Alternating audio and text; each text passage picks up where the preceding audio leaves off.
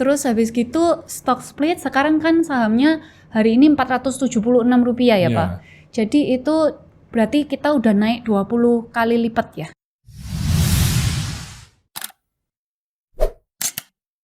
Nah gimana itu? Enjoy enggak waktu di Aviannya itu? Jadi di Avian itu kan pertama kali belajar itu dari Papa ya. Papa ngajarin cara komunikasi sama orang, cara sama supplier, nego harga, terus cari yang bahan yang bisa kreatif ya. Jadi dengan substitusi bahan tapi kualitas tetap sama dijaga. Karena waktu itu Melisa belajar itu Papa paling mentingkan kualitas dari produk ya. Jadi substitusi boleh harganya lebih murah tapi kualitas harus lebih tinggi. Harus sama ya. Harus lebih tinggi ataupun sama. Tidak boleh mengganti bahan baku tapi kualitasnya diturunin itu tabu ya. Jadi dari situ belajar hal-hal banyak ya. Cara Papa handle karyawan juga itu belajar sih Pak. Banyak handle supplier terutama ya. Terus negosiasi harga juga ya. Kalau meeting apapun itu belajar banyak hal. Nah itu berapa lama ya? Hampir 2 tahunan ya? 2 tahun ya. Di Papa itu 2 tahun. Terus habis itu merit ya. Setelah merit terus Melisa tukar sama Robert ya. Robert yang asalnya di Clio. Iya, Robert awalnya di Tanobel, pindah ke Avian, Melisa pindah ke Tanobel. Iya. Switching. Itu habis merit ya. Di akhir 2008. Melisa inget gak? Karena waktu itu habis merit terus Melisa hamil ya. Hamil terus kalau ke kimia itu kalau ke cat lab itu nanti khawatir ya. Baunya itu enak gitu Pak. Pak. Ternyata Melisa waktu Papa tawarin di Clio juga oke, Robertnya di Avian juga oke ya. Melisa seneng banget waktu awal di Tanobel itu challenging banget ya. Karena kalau di Avian dan itu juga seneng loh di Avian. Iya, dan itu pas karena kayak pas gitu. Iya, karena kalau di Avian itu semuanya settle ya dan lebih ke product development, mesin-mesin gitu ya. Sedangkan kalau di Tanobel itu semuanya ya harus bisa handle semuanya dari marketing, sales, production, semuanya quality semua ya. Jadi habis bantu Papa terus Melisa di Tanobel bersama Mama ya, habis bersama Cece Mama ya. sama Cece. Itu juga belajar banyak hal. Itu tahun 2009 ya. 2009 awal ya. Saya 2009 awal itu. Tapi kan pertumbuhannya di Tanobel memang luar biasa ya. Iya. Jadi memang Melisa diperlukan terutama untuk sales marketing ya. Iya, senangnya kalau kerja itu ya kalau sama papa mama kita tuh duduknya bukan beda ruangan tapi satu ruangan. Itu sangat membantu ya. Jadi awal-awal kan yang dipimpin Melisa semuanya lebih tua ya dari Melisa. Itu mama ngasih kesempatan ke Melisa, papa juga ngasih kepercayaan itu full ya. Nggak semua orang tua kalau pas down ke anak-anaknya itu kan biasanya kebijakan-kebijakan mesti harus dikit-dikit lapor. Kalau ini enggak, papa mama itu dari awal itu udah percaya sama kita ya. Jadi kalau kita pun misalnya ada salah itu akan diberitahu, oh salahnya di mana, lain kali berarti bisa membuat keputusan yang lebih baik. Itu Melisa tahu sih waktu itu kayak diliatin. Jadi kalau ngomong sama orang ya waktu di Tanobel itu mama di sebelahnya Melisa, didengerin aja. Setelah timnya karyawannya pergi baru mama ngasih masukan A B C D gitu ya. Makanya itu S2, S3 nih berarti di Tanobel ya. Sama di Avian. Habis 2 tahun training sama papa terus sama mama. Melisa ini kesibukan bekerja kan bisa sampai kadang malam-malam gitu ya karena pertumbuhan perusahaan begitu tinggi. Nah, itu gimana ngatur antara keluarga, ngatur memanage bisnis ya? Hubungan dengan suami, dengan anak, itu gimana? Jadi bagi Melisa yang paling penting itu balance life ya. Puji syukur Melisa diberikan 3 anak yang luar biasa dan juga suami yang sangat suportif. Jadi baik di kerja maupun di rumah itu ada KPI-nya Pak. Wow. Jadi anak-anak sejak kecil, anak-anak sejak kecil Joy 5 tahun itu sudah ada KPI. Tapi KPI-nya anak itu tentunya beda sama dewasa ya. Jadi kalau kayak JJJ itu minimal kayak 1 hari itu harus main piano 20 menit, main gitar 20 menit. Tapi mereka mengerjakannya itu dengan happy ya, juga bukan tertekan. Jadi setelah mereka ada KPI yang mereka harus selesaikan tiap harinya, itu mereka baru boleh main gadget ya. Main gadget pun dibatasin? Main gadget pun kita batasin 1 jam. Jadi 1 hari cuma bisa 1 jam kecuali kalau liburan ya. Kalau liburan kita lebih longgar. Tapi kalau sekolah itu mereka harus selesaikan KPI-nya dulu, ya apa yang menjadi tugasnya mereka, baru mereka boleh pegang gadget. Karena kita nggak ingin ngajarin anak-anak itu addicted sama gadget ya. Sama juga di kerjaan, itu sudah kita semua KPI itu sudah online ya. Jadi itu juga bukan dari atas ke bawah, tapi dari bawah ke atas itu yang mengisi targetnya, deadline-nya, semua itu masing-masing. Dan itu semua sudah tersistem. Oleh karena itu pertumbuhan kita itu luar biasa, karena timnya itu solid. Bukan cuma perintah atasan, tapi mereka itu inisiatif sendiri ya. Jadi inisiatif sendiri untuk improve, continuous improvement mereka lakukan di masing-masing areanya mereka, masing-masing divisinya ya. Nah itu pun Melisa juga dibantu oleh suami yang luar biasa ya. Iya, suami itu selalu suportif ya. Iya. Jadi dia yang menyempurnakan justru ya. Iya, Melisa sama suami itu totally opposite Pak. Tapi makanya opposite ini attract each other ya. Iya. Dan Sandy kan juga sangat sangat detail ya. Iya. Dia banyak sekali membantu ekspansi dan pengembangan di Tanobel ya. Iya, khususnya di operasional ya, dan terkait dengan sistem IT itu ya. Ya, kan komunikasinya juga luar biasa Sandy, Bapak lihat ya. Sehingga ibaratnya kayak katalisator, kayak hero ya.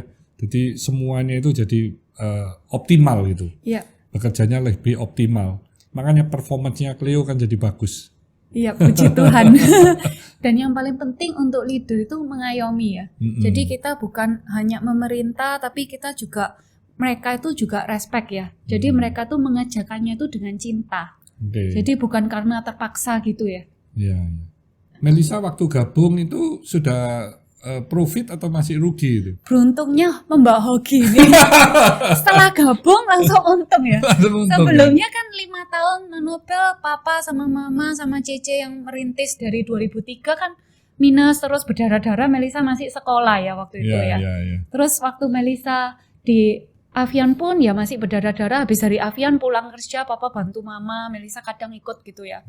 Waktu Melisa gabung itu kan sudah 5 tahunnya berdirinya Tanobel ya Pak. Itu udah untung waktu itu, puji Tuhan sih. Udah untung ya.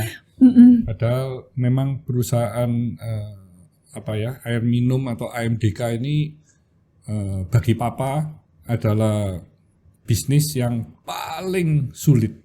Paling sulit. Makanya itu 5 tahun rugi itu karena ini persaingannya itu luar biasa. Ada 1.000 perusahaan, mungkin yang bisa sehat itu nggak sampai 10%. Jadi memang very tough ya.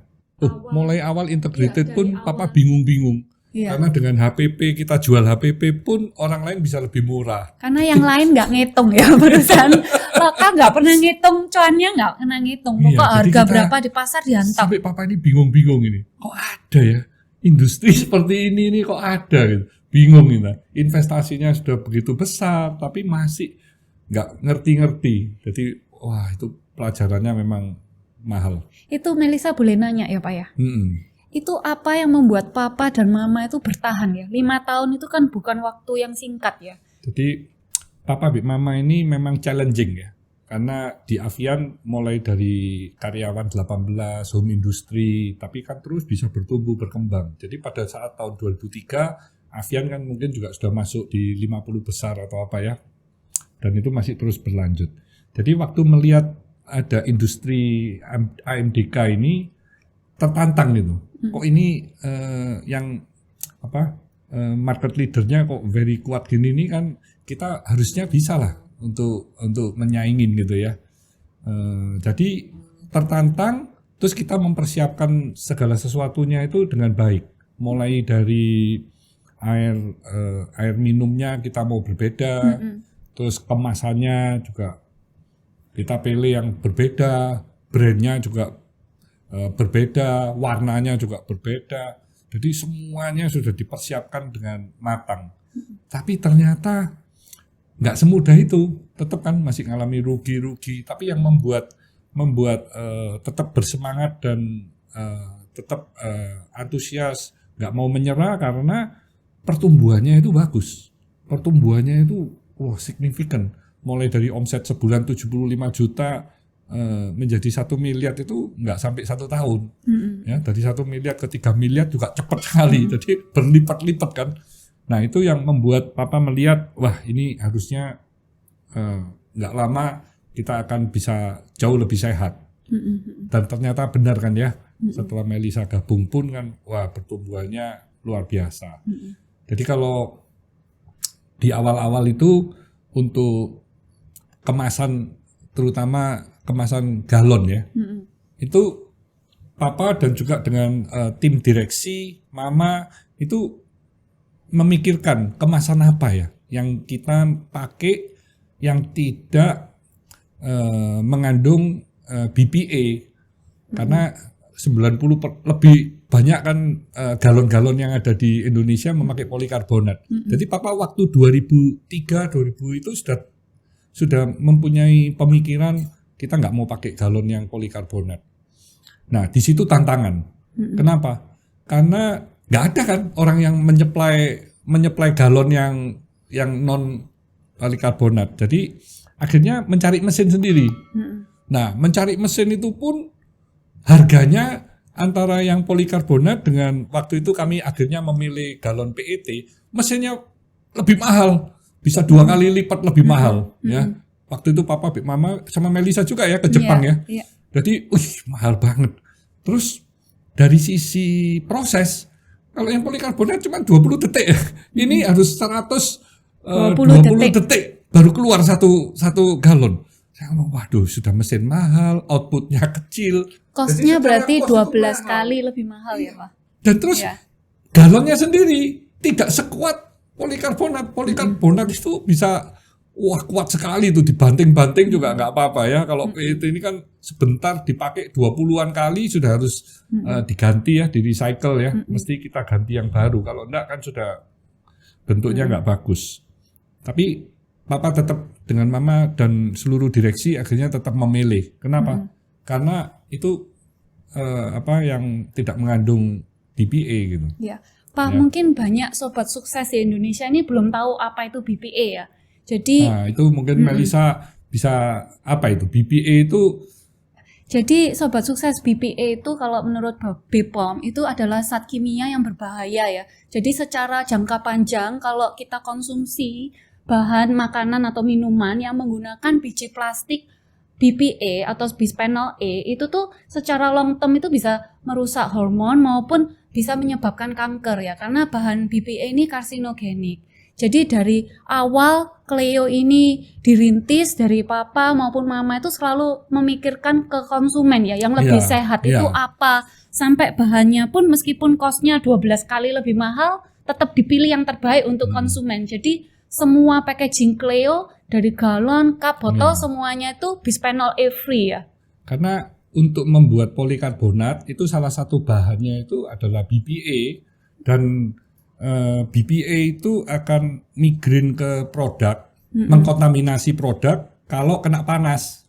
Nah, berarti orang-orang yang memakai galon polikarbonat harus benar-benar hati-hati. Penempatan galon itu jangan sampai kena matahari ya terlalu lama, terus nanti ditaruh di depan rumah juga kena matahari. Nah itu BPA kan tidak boleh, kandungannya di Indonesia tidak boleh lebih dari 0,6 mg per kilo. Nah ini kan baru rame-rame juga belakangan ini. Sebelumnya orang juga nggak concern ya, nggak concern itu BPA itu apa sih. Padahal ini kan efeknya ini kan jangkanya panjang ya. Kalau mungkin yang orang paham kayak Melisa dulu punya anak, itu botol baby.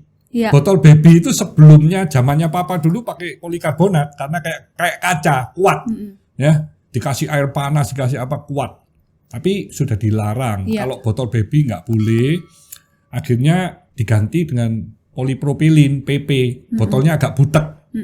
Nah, tapi banyak ibu-ibu itu yang lupa. Dia waktu bikin susu bubuk ngambil air panasnya dari galon polikarbonat. Nah, kalau galon polikarbonat tadi sudah pernah kena panas, itu ada mengandung BPA. Oh, itu bisa nggak transfer bagus. ke susunya. Bagi kesehatan anak-anak baby kan nggak bagus ya, karena rentan kan ya. Ya, kalau Melisa memang dari awal JJJ lahir itu mesti kalau beli botol harus cari yang BPA free ya. Iya, itu penting sekali ya, karena bagi anak-anak kecil apa itu tidak boleh bahan BPA itu terpapar ya ke anak kecil, ke bayi terutama ya. Iya. Di luar negeri barang kan semua galon sudah pakai yang PET ya. Iya, tapi selain dari packagingnya sendiri, dari Cleo sendiri, Papa Mama sudah sebelum Cleo lahir itu udah memikirkan betul airnya sendiri pun lebih sehat daripada air murni. Air pada umumnya air ya Pak ya. Karena Papa waktu itu melihat ya kalau kandungan air mineral itu kan ada yang organik, ada yang anorganik. Iya. Nah di pabrik ini untuk membuang yang anorganik kan nggak bisa. Jadi pilihannya ya udah dibuat aja air murni.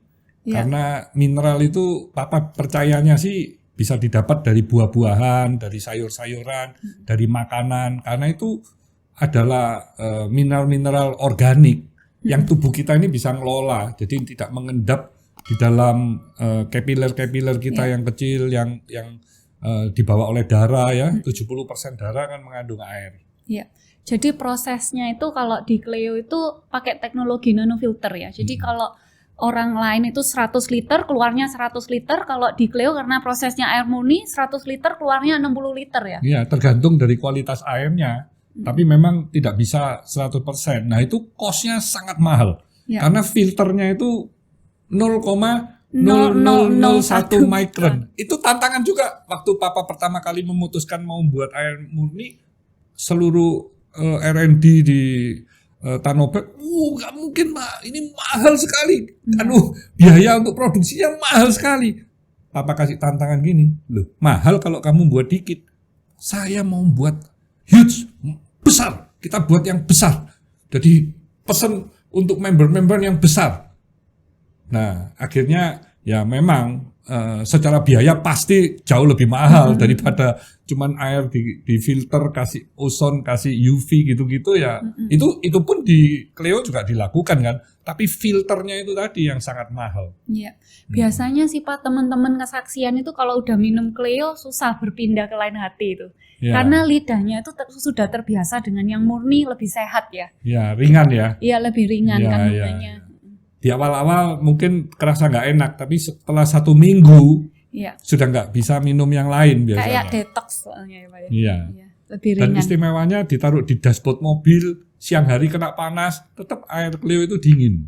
Sama kalau buat teh Pak. Kalau buat teh pakai air Cleo itu gulanya bisa lebih sedikit daripada air lain karena airnya. Dan rasanya teh, kopi juga banyak sekali kesaksian rasa lebih enak ya. Iya. Jadi lebih Cleo ringan. Luar biasa ya. Karena yang murni lebih baik. Lebih baik. Iya. Selain itu apalagi nih inovasi yang Cleo berikan kepada pelanggannya nih, Melisa? Jadi Cleo memiliki inovasi yang paling utama itu yang Cleo Mini ya.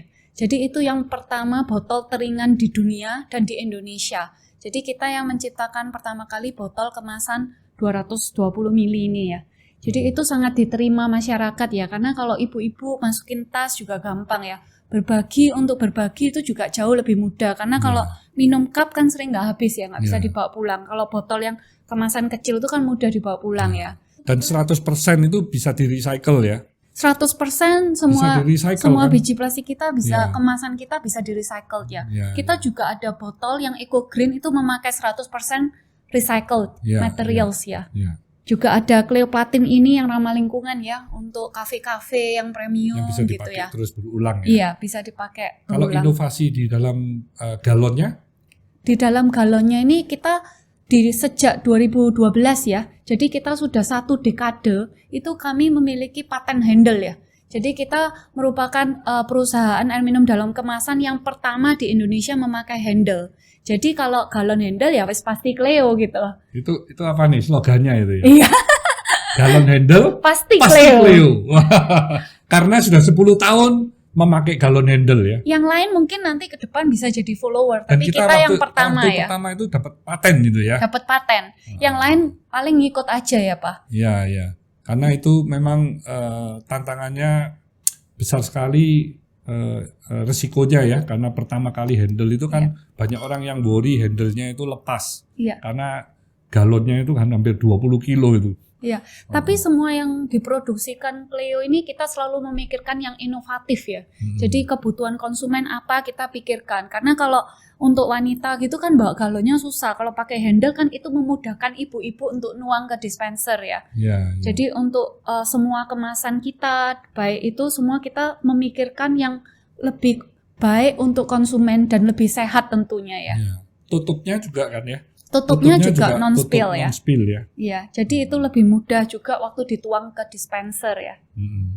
Nah, kalau untuk program ESG ya, Environment Social Governance, itu apa aja yang sudah dilakukan oleh Clio ini? Jadi yang pertama tentunya dari packaging ya. Jadi kami sudah bisa memakai bahan recycle loh ya. Jadi ada botol yang 100% recycle. Terus dari airnya kita juga bisa kelola ulang. Terus dari pabrik juga kita juga udah memakai solar panel ya. Jadi itu yang kita terapkan ya, supaya karena kita juga peduli sama lingkungan ya. Sudah ada berapa pabrik yang pakai solar panel itu ya? Kurang lebih ada 10 pabrik ya. Oke, jadi nanti akan terus bertambah ya? Ya, akan terus bertambah dan tentunya nanti ke depan semua pabrik akan kita pasang ya. Wah, luar biasa. Nah, ini kalau ada pabrik-pabrik AMDK yang ingin berkolaborasi, bekerja sama dengan Clio, ya, tentu Clio nggak perlu harus buka pabrik akhirnya. Nah, Ya. itu oke nggak itu ya? Itu sangat oke, itu yang pertumbuhan inorganik. Tapi kalau dari Clio sendiri, kami mencari yang nomor 1 atau nomor 2 di areanya ya. Oke. Jadi tetap tentunya kalau mereka punya menjadi nomor 1, nomor 2 di wilayahnya, itu kami sangat tertarik sih untuk tertarik bekerja untuk bekerja sama. sama ya. Bekerja sama ya, bekerja sama kita bisa berkolaborasi karena Yang sekarang tentunya saling menguntungkan iya, ya. karena sekarang ini kan eranya kolaborasi. Kalau kita jalan sendiri pastinya lebih lambat daripada kita bekerja sama dengan banyak orang ya. Iya. Ya. Luar biasa. Dan Clio ke depan juga akan mengembangkan produk-produk yang tentunya produk-produk yang dibutuhkan oleh masyarakat ya.